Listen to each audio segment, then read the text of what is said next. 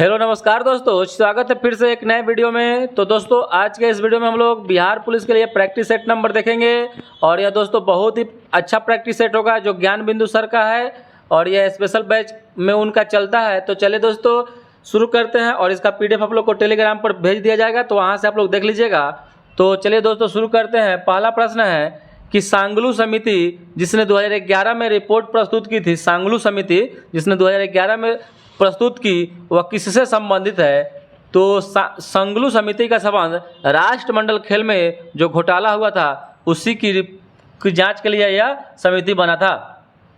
Next प्रश्न है कि समाजवादी अर्थव्यवस्था का विचार किसने दिया था? तो समाजवादी अर्थव्यवस्था का विचार कार्ल मार्क्स के द्वारा दिया गया था। और दोस्तों जब इकोनॉमिक्स का हम मैराथन कराए थे तो इस टाइप का प्रश्न बहुत उसमें से मिला था दोस्तों, ठीक है। तो कार्ल मार्क्स को समाजवादी अर्थव्यवस्था का कहा जाता है, विचार इसी ने दिया था। और कार्ल मार्क्स जर्मनी के रहने वाले थे।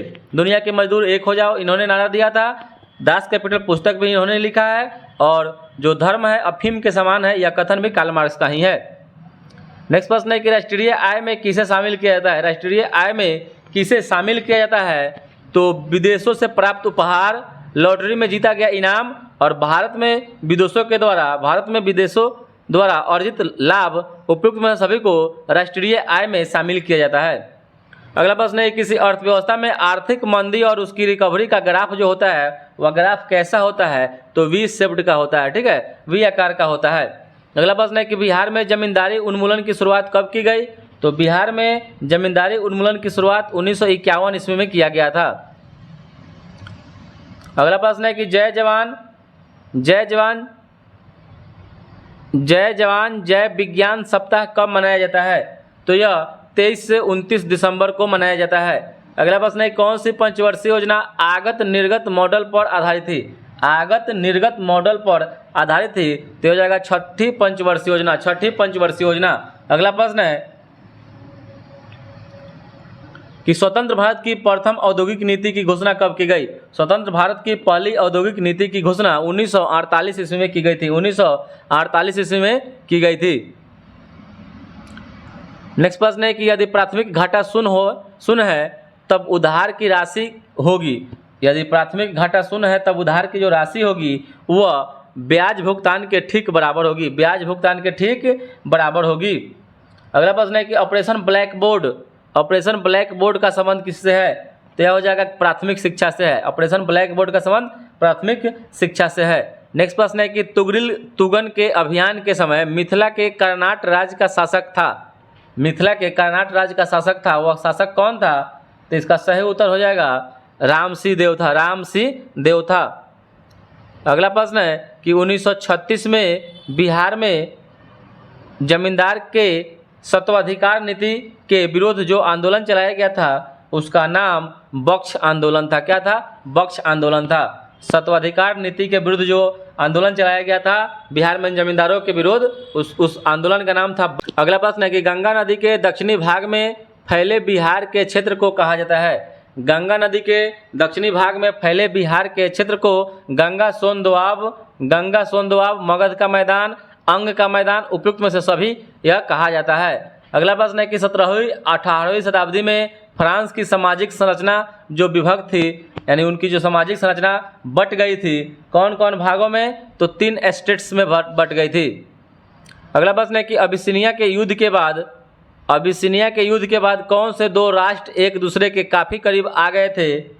तो यह जो 2 राष्ट्र आए थे वह जर्मनी और इटली था। और दोस्तों अब की बार जो बिहार पुलिस में जो यह वर्ल्ड ज्योग्राफी से भी क्वेश्चन पूछेगा, क्योंकि इसको भी सिलेबस में रख दिया गया है दोस्तों। तो वर्ल्ड हिस्ट्री आप लोग को यह वीडियो डाल दिया गया है मैराथन इसका, आप लोग वहाँ जाकर वीडियो को देखिए, ठीक है। नेक्स्ट प्रश्न है कि निम्नलिखित में से कौन सा गुणधर्म सामान्यतः आयनिक यौगिकों के द्वारा किया जाता है? कौन सा गुणधर्म सामान्यतः आयनिक यौगिकों के द्वारा किया जाता है? तो इसका सही उत्तर हो जाएगा ठोस अवस्था में विद्युत चालकता। अगला प्रश्न है किस धातु को पहले वालफ्रेम कहा जाता था? तो यह टंगस्टन को कहा जाता था। टंगस्टन धातु को वालफ्रेम कहा जाता था। टंगस्टन धातु का खोज 1782 में WR ब्रदर्स के द्वारा किया गया था, ठीक है। इसका संकेत W होता है, गलनांक 3500 होता है, 3500। राजस्थान में यह पाया जाता है। नेक्स्ट प्रश्न है कि अगर प्रतिरोध का मान दोगुना कर दिया जाए तो विद्युत धारा के मान पर क्या प्रभाव पड़ेगा। तब प्रतिरोध का मान दोगुना करेंगे तो विद्युत धारा आधा हो जाएगा। क्या हो जाएगा? विद्युत धारा आधा हो जाएगा। और प्रतिरोध कैसे मात्रक ओम होता है, विद्युत धारा कैसे मात्रक एम्पियर होता है। ठीक है। नेक्स्ट प्रश्न है कि आंख का वह हिस्सा जो विस्तृत केंद्रीय और रंग दृष्टि के लिए जिम्मेदार होता है वह ऑप्टिक तंत्रिका होता है। ऑप्टिक तंत्रिका होता है। कौन होता है? ऑप्टिक तंत्रिका होता है। नेक्स्ट प्रश्न है कि लाल रंग के प्रकाश की तरंगदैर्घ्य नीले प्रकाश की अपेक्षा लगभग कितना गुना अधिक होता है। तो यह 1.8 गुना अधिक होता है। नेक्स्ट प्रश्न है कि पेनिसिलियम में किस प्रकार के अलैंगिक जनन संरचना पाया जाता है। तो पेनिसिलियम में जो अलैंगिक प्रजनन संरचना पाया जाता है वह कोनिडिया पाया जाता है। कोनिडिया प्रकार का पाया जाता है। अगला प्रश्न है कि पौधे में पीरकनाशी प्रतिरोध जीन होता है। पौधे में पीरकनाशी प्रतिरोध जो जीन होता है उसका नाम है बीटी। क्या है? बीटी जीन होता है। नेक्स्ट प्रश्न है कि मल्टीनेशनल कंपनियों के द्वारा किसी राष्ट्र से बिना अनुमोदन के जैव संसाधनों का उपयोग करना क्या कहलाता है। तो इसको बायोपायरेसी में से किसकी उपस्थिति में पृथकृत डीएनए खंडों को देखा जा सकता है। तो पृथकृत डीएनए खंडों को देखा जा सकता है इथिडियम ब्रोमाइड के खंडों में पृथकृत डीएनए देखा जा सकता है। अगला प्रश्न है कि निम्नलिखित कथनों पर विचार करना है कि सहायक संधि स्वीकार करने वाला पहला मराठा बाजीराव था। बाजीराव प्रथम था। ठीक है। और दिल्ली पर आक्रमण करने वाला पहला पेशवा बाजीराव द्वितीय था। कोई भी कथन सही नहीं है। ठीक है। ऑप्शन नंबर डी हो जाएगा। नेक्स्ट प्रश्न है कि अधोलिखित में कौन सा कथन गलत है। अधोलिखित में कौन सा कथन गलत बताना इसमें कि अखिल भारतीय किसान सभा की स्थापना 1936 ईस्वी में हुई थी। ठीक है, यह सही है। और यूरोपीय भाषा में अनुवादित होने वाला पहला ग्रंथ भगवत गीता था, यह गलत है। ठीक है। और हरिद्वार स्थित हर की पौड़ी का निर्माण राजा विक्रमादित्य ने कराया था। उपयुक्त में सभी कथन गलत है। ऑप्शन नंबर बी हो जाएगा, यह यही गलत है। ठीक है। नेक्स्ट प्रश्न है कि निम्नलिखित में से किसे नए संवत चलाने का श्रेय दिया जाता है। तो नए संवत चलाने का श्रेय लक्ष्मण सेन को दिया जाता है। लक्ष्मण सेन को दिया जाता है। अगला प्रश्न है कि परमाणु ऊर्जा नियामक बोर्ड की स्थापना किस वर्ष की गई थी। तो यह किया गया था 1983 ईस्वी में किया गया था। परमाणु ऊर्जा नियामक बोर्ड की स्थापना 1983 में किया गया था। अगला प्रश्न है कि नरसिंह समिति ने बैंकिंग ढांचे को कितने स्तर बनाने की संस्तुति दी थी। तो यह 4 स्तरीय बनाने की संस्तुति दी थी। आपसे क्वेश्चन पूछेगा नरसिम्हा समिति का संबंध तब बैंकिंग सुधार से है। अगला प्रश्न है कि निम्नलिखित में से किसका मिलान जो है वह सही दिया हुआ है। तो मिलान इसमें से किसका सही है। क्या हो जाएगा? निखिल बनर्जी सितार, पालधार रघु मृदंग और रघुनाथ सेठ बांसुरी, सभी के सभी कथन जो दिया हुआ है सही है। क्वेकर सिटी के उपनाम से किसे जाना जाता है। तो क्वेकर सिटी के नाम से फिलाडेल्फिया को जाना जाता है। फिलाडेल्फिया को जाना जाता है। अगला प्रश्न है इनमें से किस नाम से सपाट शीर्ष वाले समुद्री पर्वतों को जाना जाता है। तो सपाट शीर्ष वाले समुद्री पर्वतों को इसमें से जाना जाता है वह गुआट के नाम से जानते हैं। गुआट के नाम से जानते हैं। अगला प्रश्न है कि पृथ्वी के बाह्य सतह को कितने भागों में बांटा गया है। तो पृथ्वी के बाह्य सतह को 4 भागों में बांटा गया है। अगला प्रश्न है किसके शासनकाल में राजकीय धर्म इस्लाम समाप्त कर दिया गया था। तो राजकीय धर्म इस्लाम जो है अकबर के शासनकाल में समाप्त कर दिया गया था। अगला प्रश्न है कि भारतीय पुरातात्विक सर्वेक्षण विभाग कहाँ स्थित है। तो यह नई दिल्ली में है। कहाँ है? नई दिल्ली में स्थित है। अगला प्रश्न है कि निम्न में से कौन सी नदी दुनिया के सबसे बड़े जलोढ़ पंख का निर्माण करती है। तो जलोढ़ पंख का निर्माण यह कोसी नदी करती है। कोसी नदी करती है। अगला प्रश्न है कि अधोलिखित में हुए किस समझौता को दिल्ली समझौता के नाम से जाना जाता है। तो दिल्ली समझौता के नाम से गांधी रिविन समझौता को जाना जाता है। अगला प्रश्न है कि अंतर्राष्ट्रीय दास व्यापार उन्मूलन स्मरण दिवस कब मनाया जाता है। तो अंतर्राष्ट्रीय दास व्यापार उन्मूलन स्मरण दिवस जो मनाया जाता है वह 23 अगस्त को मनाया जाता है। अगला प्रश्न है कि इनमें से कौन सा एक विश्व बैंक का भाग नहीं है। तो विश्व बैंक का इसमें से भाग नहीं है। तो अंतर्राष्ट्रीय मुद्रा कोष IMF जो है वह विश्व बैंक का भाग नहीं है, जबकि अंतर्राष्ट्रीय विकास परिषद, अंतर्राष्ट्रीय वित्त निगम और IRBD यह विश्व बैंक का भाग है, जबकि IMF जो है वह ये भी ऋण देने का काम करती है और यह दीर्घकालीन ऋण देती है। अगला प्रश्न है कि ककबरक भाषा किस भारतीय राज्य में बोली जाती है। ककबरक भाषा जो है यह त्रिपुरा राज्य में बोली जाती है। ककबरक। नेक्स्ट प्रश्न है कि वियना कन्वेंशन 1985 में जो हुआ था उसका मुख्य उद्देश्य क्या था? तो इसका मुख्य उद्देश्य रखा गया था ओजोन परत संरक्षण के बारे में। अगला प्रश्न है कि अंग्रेजों ने किस शासक के समय दिल्ली पर अधिकार कर लिया? तो अंग्रेजों ने किस शासक के समय दिल्ली पर अधिकार कर लिया? तो यह शाह आलम द्वितीय के समय में कर लिया था। शाह आलम द्वितीय के समय में कर लिया। अगला प्रश्न है कि निम्नलिखित में से किसने प्रत्यक्षवाद की अवधारणा प्रस्तुत की?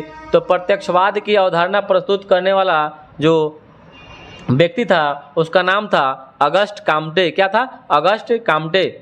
अगला प्रश्न है कि निम्नलिखित में कौन सामाजिक संस्था का परिवार है? तो सामाजिक संस्था का परिवार इसमें से आपका ऑप्शन नंबर डी हो जाएगा। जाति, परिवार, विवाह, उपयुक्त सभी जो है सामाजिक संस्था का उदाहरण है। अगला प्रश्न है कि निम्नलिखित में से कौन सा सही सुमेलित नहीं दिया हुआ है जो भारतीय संविधान संबंधित राज्य का अनुच्छेद है? तो इसमें से इसका सही उत्तर हो जाएगा अनुच्छेद 371 का जो ग है वो मेघालय दिया हुआ है, इससे संबंधित नहीं है। जबकि 371 का क नागालैंड, 371 का ख असम और 371 का घ जो है आंध्र प्रदेश तेलंगाना के बारे में है। अगला प्रश्न है कि सरकारों के द्वारा शुल्क एवं कर लगाने का अधिकार संविधान के किस अनुसूची में उल्लेखित है? तो यह 7वीं अनुसूची में है। 7वीं अनुसूची में है। अगला प्रश्न है कि निम्नलिखित अधिनियमों में से किस अधिनियम के फलस्वरूप वर्मा भारत से अलग हो गया? तो यह हो गया था गवर्नमेंट ऑफ इंडिया एक्ट 1935 के तहत। अगला प्रश्न है कि नेहरू ने संविधान सभा में उद्देश्य प्रस्ताव कब प्रस्तुत किया? तो उद्देश्य प्रस्ताव जो जवाहरलाल नेहरू के द्वारा प्रस्तुत किया गया था वह 13 दिसंबर 1946 को प्रस्तुत किया गया था। अगला प्रश्न है कि भारत की संघात्मक व्यवस्था निम्नलिखित में से किस देश से संबंधित है? तो यह कनाडा से लिया गया है। कनाडा से लिया गया है। अगला प्रश्न है कि संविधान की प्रस्तावना दीर्घकालिक सपनों का विचार है, यह कथन किसका है? तो संविधान की जो प्रस्तावना है वह दीर्घकालिक सपनों का विचार है, यह कथन जो है यह सर अलादी कृष्णा स्वामी अय्यर की है। अगला प्रश्न है कि निम्नलिखित में से कौन से वे मूल अधिकार हैं जो केवल भारतीय नागरिकों को प्राप्त हैं? तो भारतीय नागरिकों को केवल प्राप्त ऑप्शन नंबर सी हो जाएगा। 15, 16, 19, 29 और 30 अनुच्छेद जो है वह केवल भारतीय नागरिकों को प्राप्त है। अगला प्रश्न है कि निम्नलिखित में से कौन सा युग्म सही सुमेलित नहीं दिया हुआ है? तो यहाँ पर मानव के दुर्व्यापार एवं बलात्कार श्रम का निषेध अनुच्छेद 23 सही है। अल्पसंख्यक वर्गों के हितों का संरक्षण अनुच्छेद 29 से भी सही है। संवैधानिक उपचारों का अधिकार अनुच्छेद 32 से भी सही है। और शिक्षा संस्थानों की स्थापना तथा प्रशासन करने का अल्पसंख्यक वर्गों का अधिकार अनुच्छेद 31 दिया हुआ है, यही गलत दिया हुआ है। अगला प्रश्न है कि निम्नलिखित में से कथनों पर विचार करना है। निम्नलिखित कथनों पर कि भारतीय संविधान के संदर्भ में राज्य की नीति निर्देशकता तो विधायिका के कृत्यों पर निबंधन करते हैं, नहीं करते हैं, और कार्यपालिका के कृत्यों पर निबंधन करते हैं, कोई इसमें से सही नहीं है। अगला प्रश्न है केंद्रीय सतर्कता आयोग CVC निम्नलिखित में से किस एक समिति के सिफारिश पर गठित इसका स्थापना किया गया था? तो केंद्रीय सतर्कता आयोग का स्थापना संथानम समिति की सिफारिश पर किया गया था। अगला प्रश्न है कि निम्न में से कौन प्रतिचुंबकीय इसमें से दिया हुआ है? मैंने 4 ऑप्शन में से कौन प्रतिचुंबकीय है? तो यह हो जाएगा बिस्मथ जो है, बिस्मथ प्रतिचुंबकीय होता है। अगला प्रश्न है कि एक समान सूक्ष्म सेल में विद्युत अपघट्य जो होता है वह कौन होता है? तो अमोनियम क्लोराइड होता है। एक समान सूक्ष्म सेल में विद्युत अपघट्य अमोनियम क्लोराइड होता है, अमोनियम क्लोराइड होता है। अगला प्रश्न है कि स्टेथोस्कोप में रोगी के दिल की धड़कन की ध्वनि डॉक्टर के कानों तक पहुंचती है उस किस माध्यम से? तो ध्वनि के बहुपरावर्तन के कारण। अगला प्रश्न है कि निम्न में से कौन सा प्राकृतिक बहुलक का उदाहरण नहीं है? तो प्राकृतिक बहुलक का उदाहरण इसमें से नायलॉन जो हो जाएगा वह नहीं है, जबकि ऊन, चमड़ा, रेशम जो है यह प्राकृतिक बहुलक का उदाहरण है। अगला प्रश्न है कि निम्नलिखित में से कौन सा युग्म सही सुमेलित नहीं दिया हुआ है? तो सही सुमेलित इसमें से लैक्टोज जो है खट्टा दूध में दिया हुआ है, यह गलत है। जबकि कार्बोनिक अम्ल सोडा वाटर में, फॉर्मिक अम्ल लाल चींटी में, टार्ट्रिक अम्ल अंगूर के रस में सभी सही। ऑप्शन नंबर ए जो है यह गलत दिया हुआ है। अगला प्रश्न है कि निम्नलिखित में से कौन सी धातु ऑक्सीजन, जल या अम्लों से अभिक्रिया नहीं करती है? तो ऑक्सीजन, जल या अम्लों से अभिक्रिया इसमें से कौन नहीं करेगी? तो सोना हो जाएगा। Au नहीं करता है, ऑरम।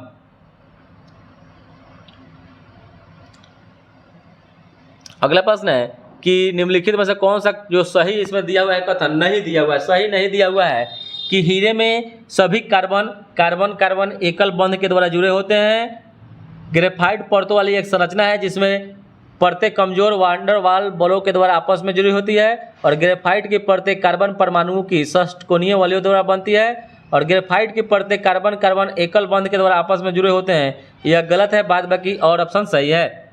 नेक्स्ट प्रश्न है कि निम्नलिखित में से किस जीव में इसके जीवन चक्र की किसी भी अवस्था में पृष्ठरज्जु नोटोकॉर्ड नहीं होता है? तो नोटोकॉर्ड जो होता है वह होलोथुरिया में नहीं होता है, होलोथुरिया में नहीं होता है। अगला प्रश्न है कि प्रकृति में निम्नलिखित में से किस जीव को मृदा विहीन सतह पर जीवित पाए जाने की सर्वाधिक संभावना है? तो इसमें से हो जाएगा, दिया है फर्न, लाइकेन, मॉस, छत्रक। तो इसमें से नीचे दिए गए कूट का प्रयोग करके सही उत्तर का चुनाव करना है।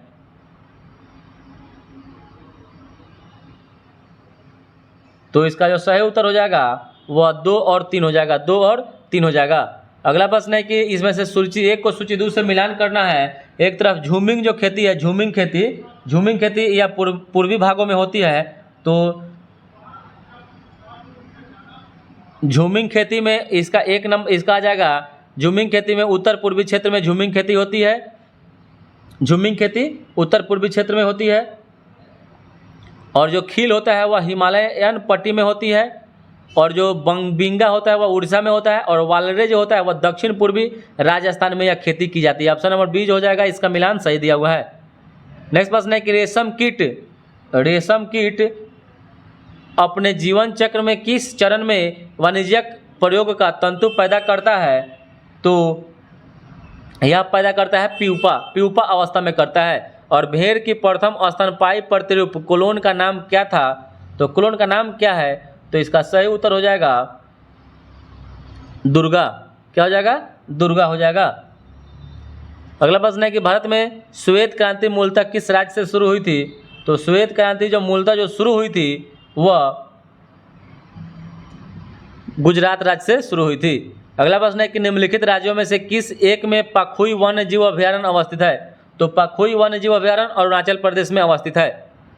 अगला प्रश्न है कि वृष्टि प्रस्फोट बादल फटने के संबंध में कौन सा इसमें से कथन सही दिया हुआ है? कि इससे बादल गरजने और बिजली चमकने के साथ साथ स्थानीय रूप से आई बहुत सारी मूसलाधार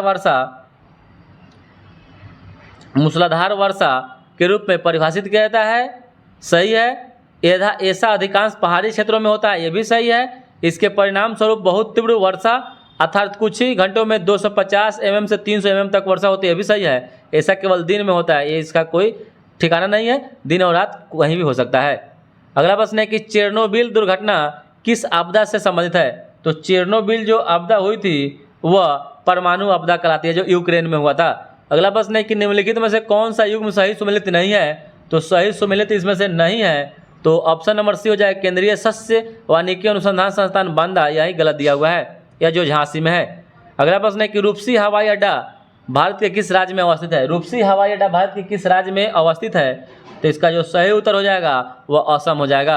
अगला प्रश्न है कि निम्नलिखित में से कौन सा बादल अत्यधिक तीव्र वर्षा के लिए उत्तरदायी होता है? तो अत्यधिक जो बादल कौन सा है जो अत्यधिक तीव्र वर्षा के लिए उत्तरदायी होता है? तो इसका जो सही उत्तर हो जाएगा वह वर्षा स्तरी होता है, वर्षा स्तरी। अगला प्रश्न है कि सिंधु घाटी से बताया कि सबसे महत्वपूर्ण विशेषता क्या है? तो सिंधु घाटी से बताया कि सबसे महत्वपूर्ण विशेषता कि पक्की ईंट से बनी इमारत, सभी के सभी पक्की ईंट से बनी इमारत थी। अगला प्रश्न है कि निम्नलिखित में से कौन जो है सुमेलित नहीं दिया हुआ है? तो इसमें से कौन सुमेलित नहीं है? तो इसका जो सही उत्तर हो जाएगा वह हो जाएगा हिरण्य हो जाएगा, कि अनाज के रूप में कर, यही जो है सुमेलित नहीं है। नेक्स्ट प्रश्न है कि पृथ्वी प्रथम वीर उपाधि जो दिया गया था किसको दिया गया था या किसको मिला था? तो यह समुद्रगुप्त को मिला था, समुद्रगुप्त को मिला था। नेक्स्ट प्रश्न है किस निम्नलिखित सूफियों में से किसने कृष्ण को औलिया के रूप में माना है? तो कृष्ण को औलिया के रूप में शाह मोहम्मद गौस ने माना है, शाह मोहम्मद गौस ने माना है। नेक्स्ट प्रश्न है कि अफगानिस्तान के प्रति आक्रामक नीति किस वायसराय ने अपनाई थी? तो उस वायसराय का नाम था लॉर्ड लिटन। क्या था? लॉर्ड लिटन था। अगला प्रश्न है कि भारतीय स्वतंत्रता संग्राम के संदर्भ में 16 अक्टूबर 1905 को निम्न कारणों में से किसके लिए प्रसिद्ध इसको जाना जाता है? तो यह हो जाएगा बंगाल का विभाजन के लिए इसको जाना जाता है। अगला प्रश्न है कि ऑपरेशन रूबिकॉन वह कुट शब्द है ऑपरेशन रूबिकॉन वह कूट शब्द है जिसे भारत में ब्रिटिश सरकार द्वारा निम्नलिखित में से किस संदर्भ में लाया गया था। तो रूबिकॉन जो ऑपरेशन रूबिकॉन था वह जेल में गांधी का आमरण अनशन के लिए यह शब्द लाया गया था। नेक्स्ट प्रश्न है कि अंततः सदैव सहमति के साथ और अक्सर वाणिज्य मंडल के निर्देशों पर भारत सरकार चलती है, इसे व्हाइट मैंस बर्डन कहा जाता है। यह कथन जो है किसने कहा था, तो सच्चिदानंद सिन्हा ने कहा था, जो संविधान सभा के जो थे उपाध्यक्ष बने थे, अस्थायी अध्यक्ष प्रथम बने थे, अस्थायी अध्यक्ष बने थे। नेक्स्ट प्रश्न है कि 1857 के संघर्षों में भाग लेने वाले सिपाहियों की सर्वाधिक जो संख्या थी वह अवध से थी, अवध से। नेक्स्ट प्रश्न है कि निम्न में से कौन भारत में सबसे बड़ी मशीनीकृत खान है। तो सबसे बड़ी मशीनीकृत जो खान हो जाएगा वह बैलाडीला खान जो हो जाएगा, ठीक है, जो कहाँ है, छत्तीसगढ़ में है। बैलाडीला खान छत्तीसगढ़ में है। नेक्स्ट प्रश्न है कि निम्नलिखित में से कौन सा एक सही सुमेलित जो है इसमें नहीं दिया हुआ है। तो हो जाएगा Madras aluminium company limited Chennai दिया हुआ है, यह जो सही सुमेलित नहीं है। नेक्स्ट प्रश्न है कि निम्नलिखित में से कौन आदिम जनजाति है। तो आदिम जनजाति इसमें से कौन हो जाएगा, तो कोरवा हो जाएगा। क्या हो जाएगा, कोरवा जो है वो आदिम जनजाति है। नेक्स्ट प्रश्न है कि निम्नलिखित में से किस जनगणना दशक में लिंग अनुपात में भारतवर्ष में सबसे अधिक गिरावट दर्ज की गई थी। तो यह किया गया था 1961 से लेकर 1971 के बीच में। नेक्स्ट प्रश्न है कि शनि ग्रह के वायुमंडल में निम्नलिखित में से कौन सी गैस सबसे अधिक मात्रा में पाई जाती है। तो वह कार्बन मोनोऑक्साइड CO पाई जाती है। नेक्स्ट प्रश्न है कि एक संकरी गहरी तथा तीव्र ढाल युक्त किनारों वाली नदी घाटी को किस नाम से जाना जाता है। तो इसको कैनियन के नाम से जाना जाता है, कैनियन के नाम से जाना जाता है। नेक्स्ट प्रश्न है कि आपको सुमेलित करना है कि एक तरफ लेखक है एक तरफ पुस्तक है कि डॉक्टर राजेंद्र प्रसाद जो थे वह इंडिया डिवाइडेड नामक पुस्तक लिखे हुए हैं। आर के नारायण जो है वह स्वामी एंड फ्रेंड्स नामक पुस्तक लिखे हैं। Maulana Abul Kalam Azad India wins freedom नामक पुस्तक लिखे हैं। और इंडियन फिलोसफी सर्वपल्ली राधाकृष्णन के द्वारा लिखा गया है। ऑप्शन नंबर 20 का सही उत्तर हो जाएगा। नेक्स्ट प्रश्न है कि वह स्थान कौन सा है जहां विश्व का सबसे बड़ा गुंबज गोल गुंबज पाया जाता है। तो गोल गुंबज बीजापुर में पाया जाता है। नेक्स्ट प्रश्न है कौन सा पुरस्कार वैकल्पिक नोबेल पुरस्कार के नाम से जाना जाता है। कौन सा पुरस्कार वैकल्पिक नोबेल पुरस्कार के नाम से जाना जाता है। तो उसको राइट लिवलीहुड पुरस्कार को वैकल्पिक रूप से नोबेल पुरस्कार के नाम से जाना जाता है। और रमन मैग्सेसे पुरस्कार यह फिलीपींस सरकार के द्वारा दी जाती है। और नोबेल पुरस्कार की शुरुआत 1901 ईस्वी में हुई थी। नेक्स्ट प्रश्न है किल नहर किन दो सागरों को जोड़ती है। तो किल नहर जो है उत्तरी सागर को बाल्टिक सागर से जोड़ती है। नेक्स्ट प्रश्न है कंप्यूटर की प्रसंस्करण गति के जो मापा जाता है वह किसमें मापा जाता है। तो वह मापा जाता है AMIPS में, मिलियन इंस्ट्रक्शन प्रति सेकेंड में मापा जाता है। नेक्स्ट प्रश्न है कि बेगम रसूल ट्रॉफी जो महिला खेलती है किस खेल से संबंधित है। तो यह हो जाएगा हॉकी से। जो बेगम रसूल ट्रॉफी जो है महिला से संबंधित है, जो हॉकी खेल से संबंधित है। नेक्स्ट प्रश्न है कि दक्षिणेश्वर संत किसे कहा जाता है। तो दक्षिणेश्वर जो संत है वह रामकृष्ण परमहंस को कहा जाता है। नेक्स्ट प्रश्न है कि निम्नलिखित में से कौन सुमेलित नहीं है। तो इसमें से कौन जो है सुमेलित नहीं है। तो ज्योतितिष्ठ पीठ है जो विष्णु के लिए है, संगेरी पीठ शिव के लिए है, शारदा पीठ कृष्ण के लिए, गोवर्धन पीठ जो है राम के लिए है, यह गलत दिया हुआ है। नेक्स्ट प्रश्न है कि भारतीय पुरातत्व सर्वेक्षण संस्थान की स्थापना जो हुई थी वह 1861 ईस्वी में की गई थी। 1861 ईस्वी में की गई थी। नेक्स्ट प्रश्न है कि एल सुब्रमण्यम कौन सा वाद्य यंत्र बजाते हैं। तो एल सुब्रमण्यम जो है वाद्य यंत्र बजाते हैं वायलिन। और नेक्स्ट प्रश्न है कि अर्पण लोक कला शैली का संबंध बिहार राज्य से है। बिहार राज्य से है। और अंक गणितीय एवं तार्किक लॉजिकल संक्रियाएं करने वाले संसाधक यानी प्रोसेसर को क्या कहते हैं। तो इसको ALU अरिथमेटिक लॉजिक यूनिट कहा जाता है। तो दोस्तों आप लोग को 100 प्रश्नों का यह सेट कैसा लगा, और अच्छा लगा हो तो लाइक और सब्सक्राइब कर दीजिएगा और दोस्तों के साथ शेयर भी कर दीजिएगा दोस्तों।